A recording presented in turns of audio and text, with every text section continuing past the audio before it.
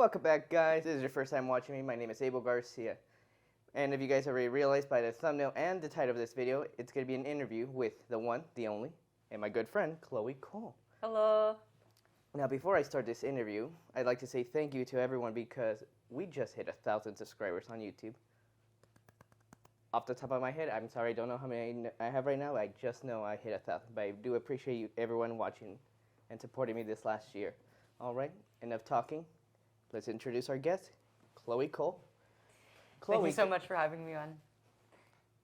Chloe, can you tell my viewers who you are, if for some reason they don't know who you are? So, I am an 18-year-old detransitioner, and I actually transitioned as a minor. I was medically transitioning between the ages of 13 to 16, starting with blockers, and then going on to cross-sex hormones, which for me was testosterone. And then at age 15, was when I got my double mastectomy. And I was 16 when I detransitioned. Chloe, for my viewers who don't know what a double mastectomy is, can you tell them what that is? So a double mastectomy is basically the removal of both breasts. For me, it was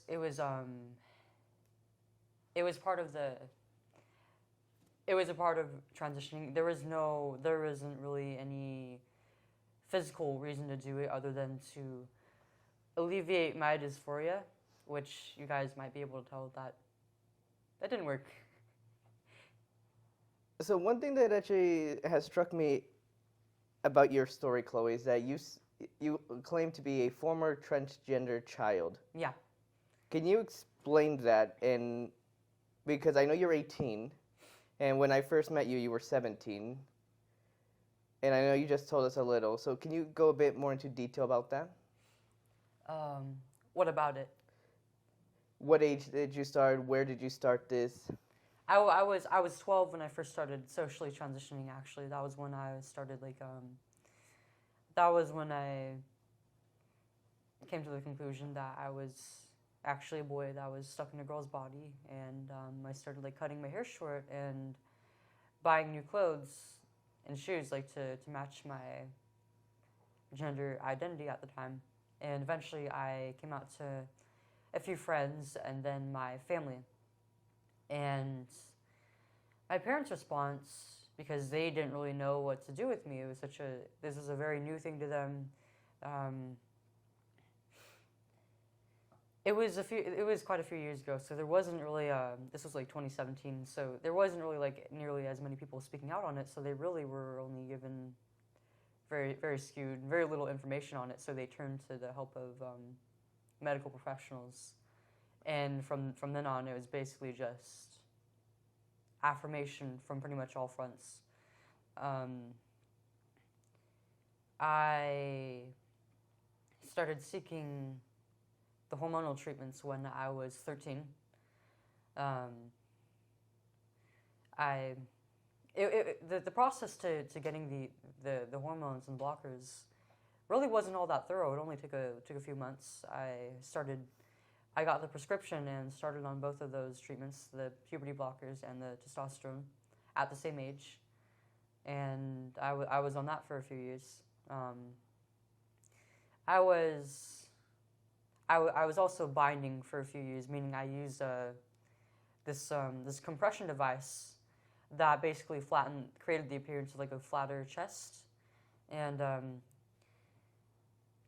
for those of you who've actually used a binder, you're probably aware of how uncomfortable it is. And I would work out, go swimming, and walk home from school during really hot days in that binder, and I just got really sick of it. And I mean, not only that, but I also, I genuinely believed myself to be a boy, and this view was pretty much largely unchallenged. So I wanted to look like the other boys my age, and so naturally I started seeking a double mastectomy at age 15. And I would say the amount of time between my first consultation and actually getting the surgery was maybe about half a year. So it again, it wasn't like a very thorough process. I was basically Expedited. yeah, I later realized that like I wasn't, while I wasn't like I was a kid, I wasn't really equipped to like really understand just what all this meant. I was basically I guess you could sort of say like adultified by the medical professionals. They even they told my parents like, oh, she knows what's best for herself, and basically guilted them into allowing me to make these adult decisions.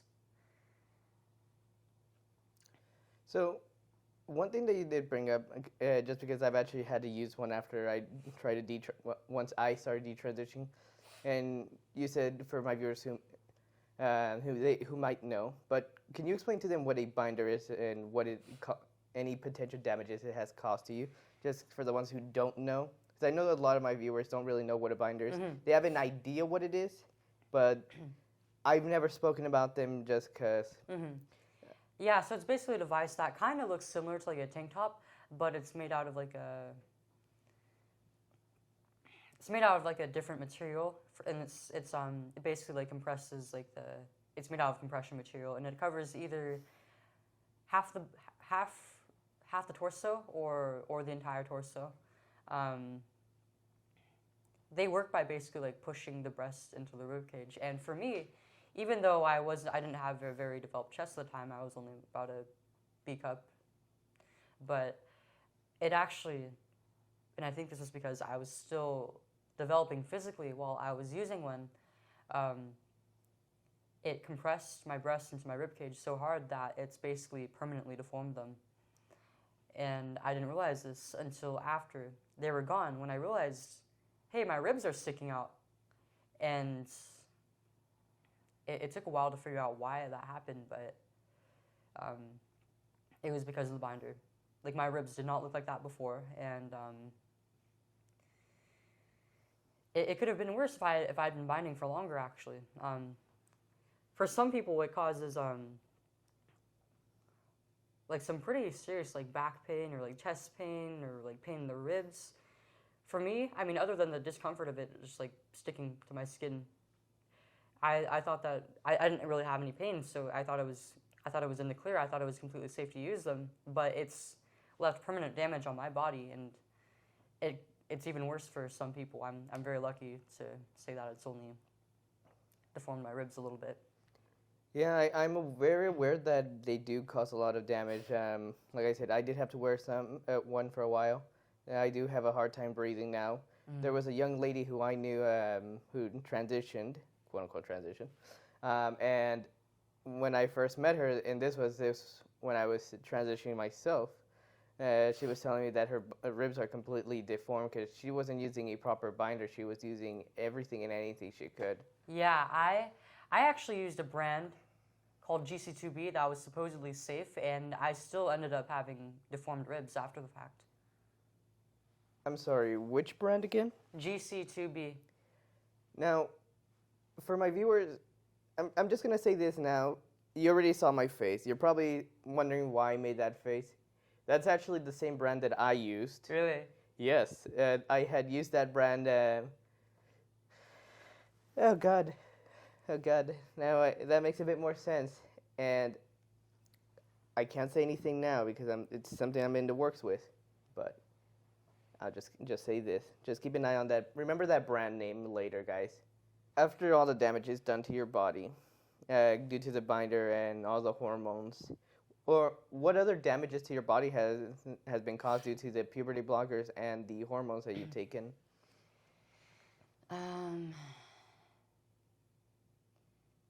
I mean, I'm still experiencing some side effects to this day. I think because I was still developing physically,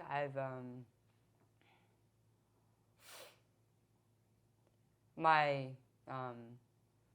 urinary tract actually I think has ended up a little bit underdeveloped, and so I mean I can't say for sure because I'm just really not getting any help from my healthcare provider anymore. But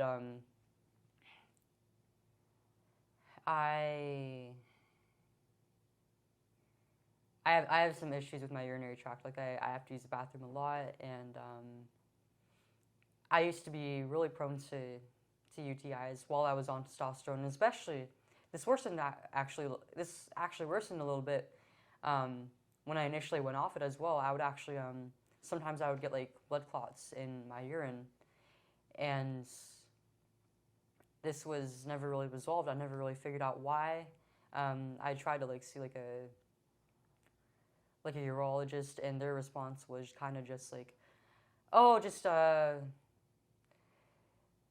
mean, they wouldn't even have like physical consultations with me. Like they wouldn't do like exams or anything. It was all over call, and then the response would be like, oh, let's try this medication. Let's try this antibiotic, or let's try whatever the hell this is. It was never like trying to figure out what the actual problem was and then trying to solve it at the root. It was always just like, oh, let's mitigate the symptoms. And I find that's kind of the approach they took with pretty much every other like physical health concern I had, and even mental health. Like I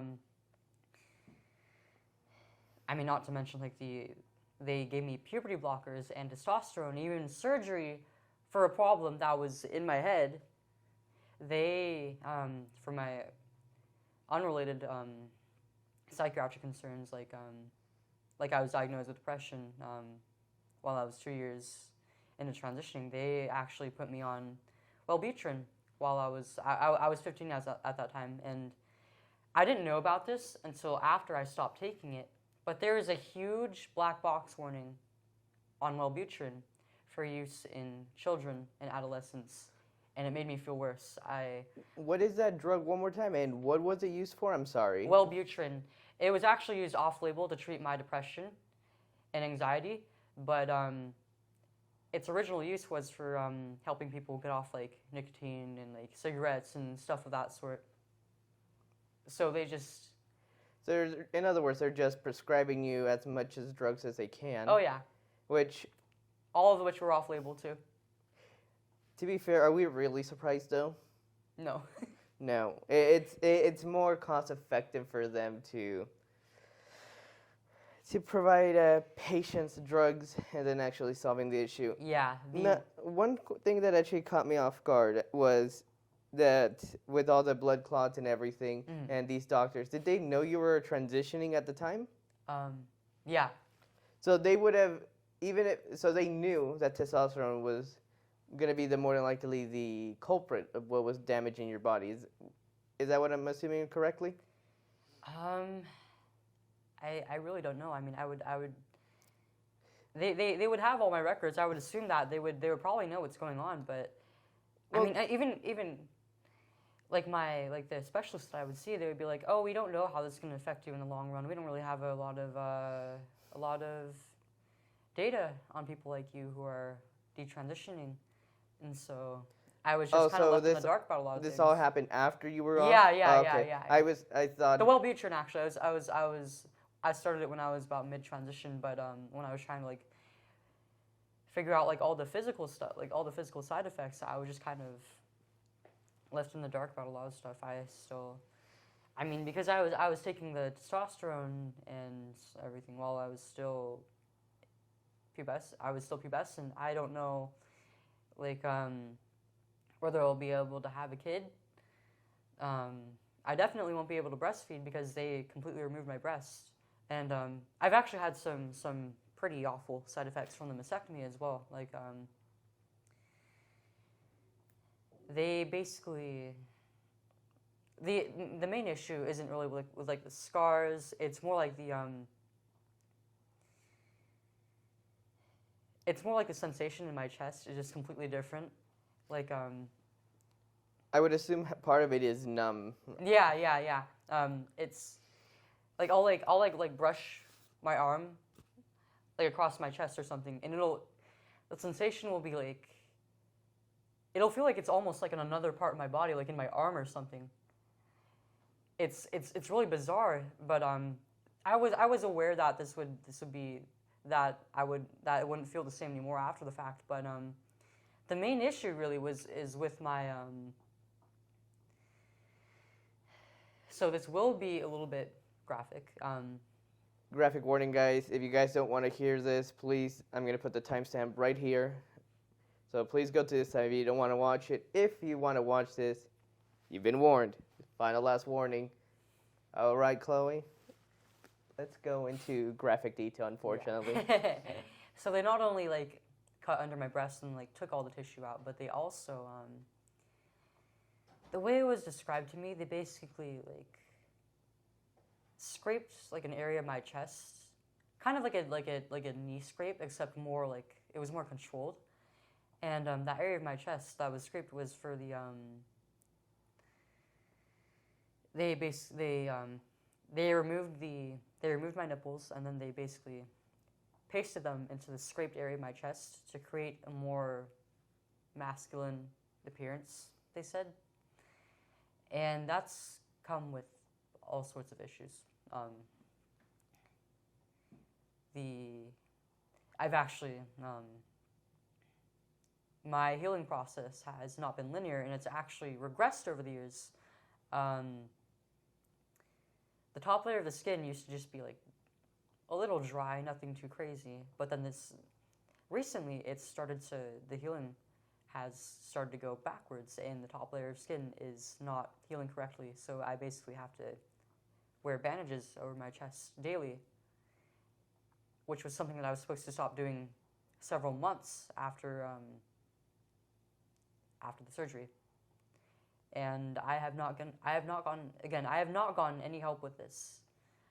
I've reached out to my surgeon saying that, I'm having these awful side effects, and he's just been completely unhelpful. I've only been able to get like video calls with him, no physical consultations, and he actually gave me advice that temporarily made my issue worse. So I just kind of feel trapped in my situation. Now, you said you still use bandages. Is that still to this day right now? Yes. So right now as we speak? Mm-hmm. And how long has that been since surgery? So it's actually part of the initial recovery process, supposed to like cover them up and like keep them, put Vaseline over them. But I actually stopped doing that for a while, because after a while they were not fully healed, but they were healed enough, at least in the superficial layers of the skin graft. But like I said, the healing is actually reversed. Mm-hmm. So I've had to go back to that stage again, and it's not getting any better. And I'm just completely in the dark about what's really going on. I have no idea what this is, why it's happening, or what to do about it. So I'm kind of just back at square one here. You're back at square one now, but this time you're with a body that's being damaged. Well, that is damaged, and it's damaging itself. Is that correct? Or I would say I'm actually healing a little bit. I mean, the surgery healing process really should have been almost completely done by maybe like a year and a half. But I'm in terms of everything else, I think I'm becoming pretty healthy after stopping all these treatments. And I'm pretty lucky to say that the amount of damage done to my body is pretty minimal as far as transitioning and detransitioning goes. I mean, some people don't even have like their genitalia or their gonads intact, and they are dependent on medication for life. But I'm a pretty lucky case. Yes, I will have to say that is true. Not a lot of people who go down this path are able to fully recover. Obviously, our friends on social media, Richie in the UK, you're aware of Shapeshifter, right? Yeah. Yeah. Both of those gentlemen are no longer with genitals.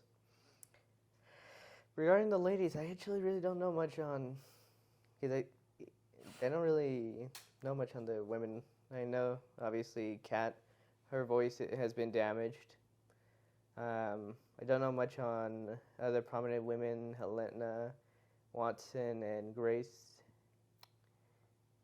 Just because I know 2 out of 3 of those have just did a movie, and I have yet to watch it. I'm not plugged. I'm not being paid for that. So nope. I'm not giving a sponsor. One thing I have to say though is that it seems that testosterone is a little more harsh on the female body than estrogen is on the male body, because it actually sort of destroys the female reproductive system. Like, it causes it to atrophy, and eventually it atrophies so much that there's, after a certain period of time, like maybe like 5 to 10 years, you basically have to get your uterus removed.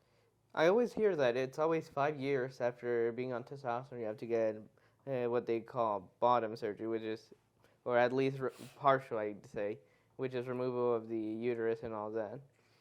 And I had no idea about this. This was never disclosed to me. How long were you on testosterone before? Because I know I've heard stories of young women who were very close to that timeline, and then they stopped or they passed it, and somehow dodged a huge bullet, or they passed it and, well, are now damaged. Yeah. Obviously, for the women for that, I'd say the biggest or the only story I've ever heard of atrophied is Buck Angel. You know what happened with Buck. For my viewers who don't know, Buck's vagina atrophied, almost killed Buck. I think when Buck was out of the country on vacation. I don't know the full story. But vacation. No, vacation, like away from the country. Yeah. Yeah. Did I say medication? No, I said vacation. Yeah. Okay. He was on vacation and he had to. Yeah. So did he have to get a hysterectomy, or was? I don't know. I've heard the story, but I don't really know the full what happened. I'd say that'd be an interesting story to talk with Buck about that. So we've spoken everything about your physical transition. Can you tell my viewers a bit about your social transition? Yeah. So I said earlier that I started at 12. You know, I was like cutting my hair, changed the way I dress, things like that. But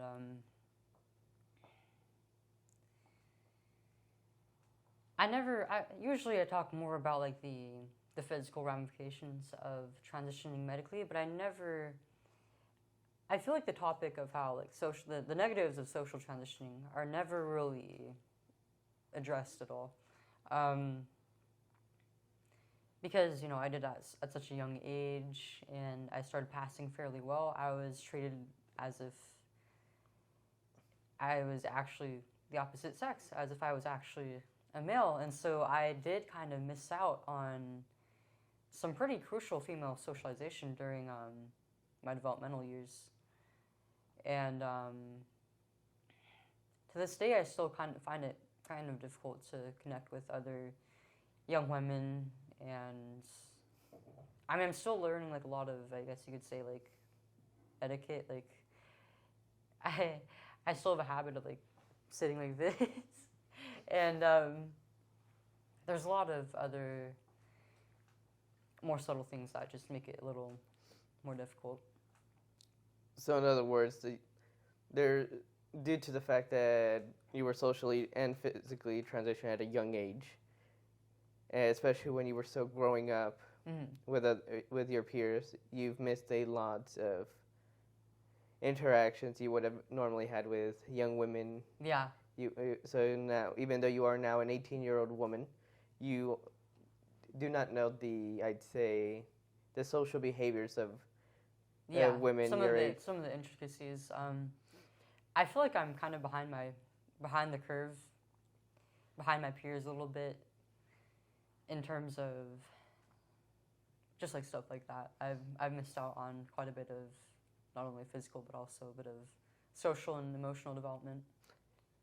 That's actually very interesting you bring that up, because I would assume a lot of detransitioners would say that this the same thing with them, whether they are females trying to attempt to become males like yourself, or males attempting to become females like myself. Obviously, I lost a couple years of my life, so I'm terrible as a guy. I am really bad. I'm just gonna say that, guys. Really bad. I don't think so. For legal reasons, I will keep my mouth shut. Okay, so I know we are running a little late on time. I do appreciate you guys if you guys are watching this for the whole video. But Chloe, can you? There's something that's actually has interested me for a long while, just because of the rapid increase of what is now considered transgender kids, and transgender people in general. So one thing that's intrigues me, and I want your opinion. These people always say that this is good for them, especially if they transition at a younger age. I get a lot of men, I'd say now my age or when I did this, they all say, "Oh, I wish I had done this when I was younger. I would have been able to pass it more. I would have definitely been more happy." I'm pretty sure you've heard stories of other people saying that, especially if they're older. Oh yeah. As someone who did it at a young age, what would you say, and your opinion on people who say it's better to transition them at a younger age now, especially now that social media and other medical professionals are saying that children, as of correct me if wrong, I'm gonna be wrong on this, but it's either in the womb, 2 months old, or 2 years old. No, they're transgender nowadays. I'm pretty sure you've heard of that. Have you? Oh yeah, I have. Yeah. So what would you say to about that? Yeah, I kind of gotten the similar response from other transgender people. Like, especially while I was transitioning, a lot of people would like express like, "Oh, I wish I transitioned at your age," but it's really not a decision for a kid to make. I mean, they don't have the mental faculties to really understand the full undertaking of transitioning from social transitioning to taking hormones to going the surgical route. I mean, there's just so many moving parts in the puzzle that it's really difficult to determine like whether it's right for you, whether it'll make you happy or not. Especially because a lot of people who are dysphoric and wish to transition actually have underlying mental health issues. Like about 40% or more of trans-identified people are actually autistic, and I'm part of that statistic. Actually, I didn't get diagnosed with autism until after I detransitioned. Actually, because I mean, I think the problem for me was that autism presents differently in girls than it does in boys, and so I didn't have like a lot of I didn't have like a lot of the typical symptoms of it, and you know, my parents were often like, I actually had like some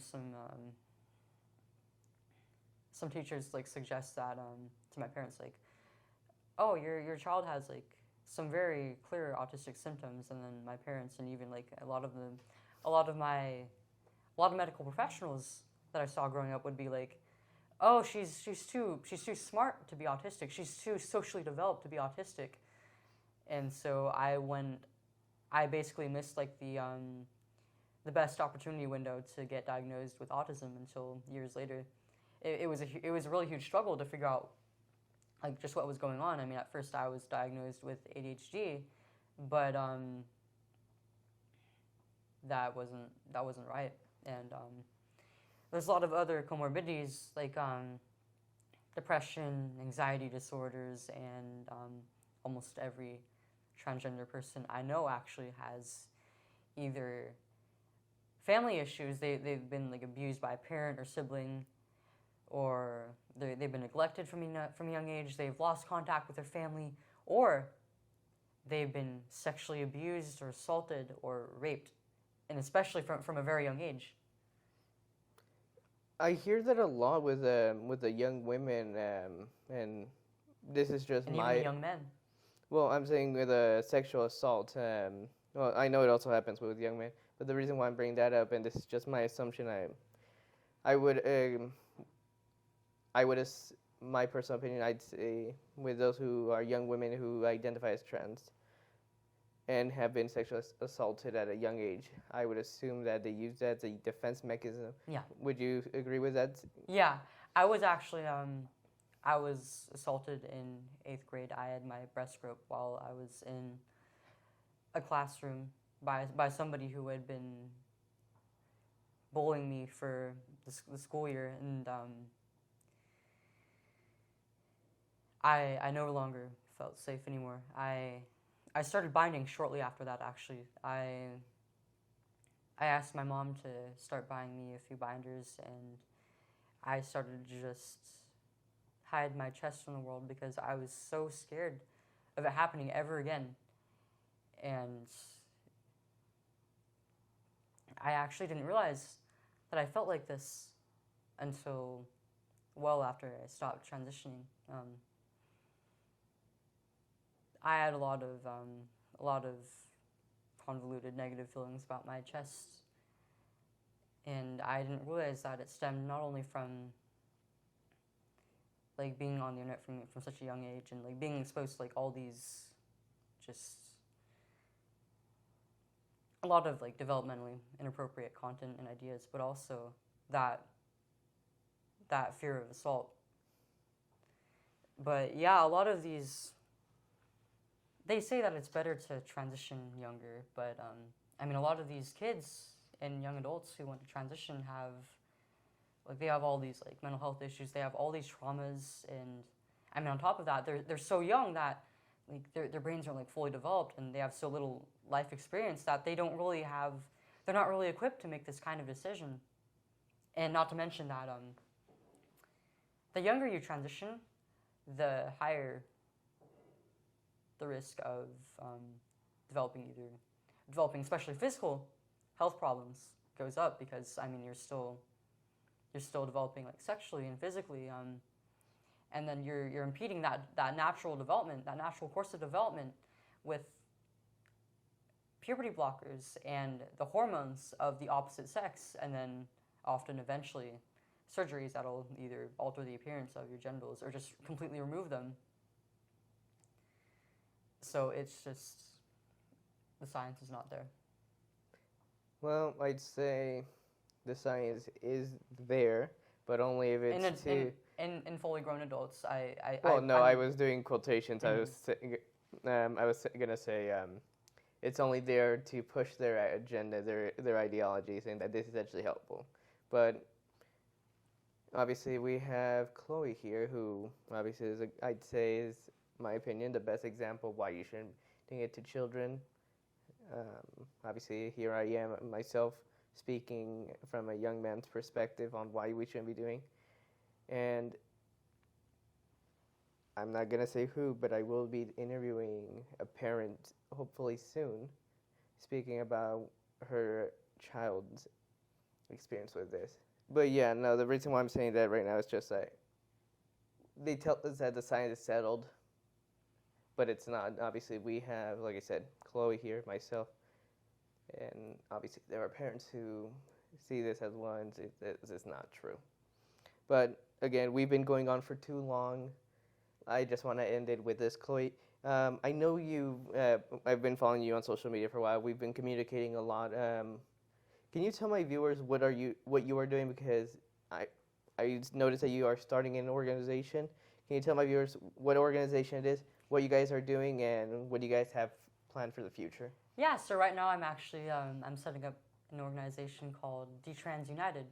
It's by detransitioners for detransitioners, and we want to help other people who regret their transition or are detransitioning in the process of healing and kind of just getting away from transitioning.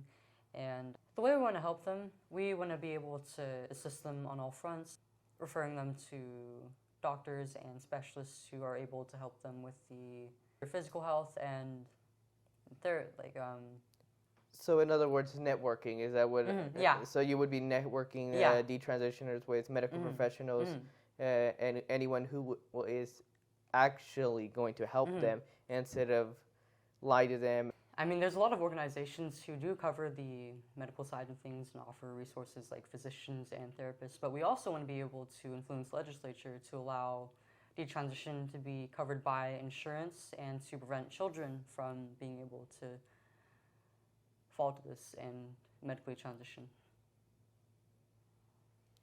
All right. Well, we are unfortunately at the end of our interview. Chloe, can you tell my viewers where they can find you and your organization? Yeah, so my organization is called DetransUnited. Our website is detransiunited.org, and Our Twitter is detrans_united. And then my personal accounts are Chukol, CHOOOCOLE, on both Twitter and Instagram. And I have a YouTube channel as well. And then I know now at the time of this recording right now, we are both in Phoenix, Arizona. I cannot say for what, but is there a way people can donate to you? Because I know this is not cheap, and obviously I'm pretty sure people would love to help you, support you in any way. Is there anywhere people can support you financially? Yeah, so I set up a donor box, which is in the link for it is in the bio of my personal Twitter. And for Detrans United, we also have we have another donor box for Detrans United as well. All right, so I will have all those links to Chloe's personal social media accounts, her donations, and for her organization. I do appreciate you guys watching today's episode. Please don't forget to like this video, subscribe. If you're not subscribed, comment because that helps with the videos. And don't forget to share this video, guys. And then please be respectful to Chloe. I will just say that. I should have said that in the beginning, but I will be monitoring your comments, so you guys better behave. I don't remove comments easily. This is the only second video I'm doing it. But you guys better behave. I'm watching the trolls right now. But, Chloe, I'd say thank you very much for being on my channel. And I'd say in the few months that we've met each other, you're one of my good friends I'd say I've met so far.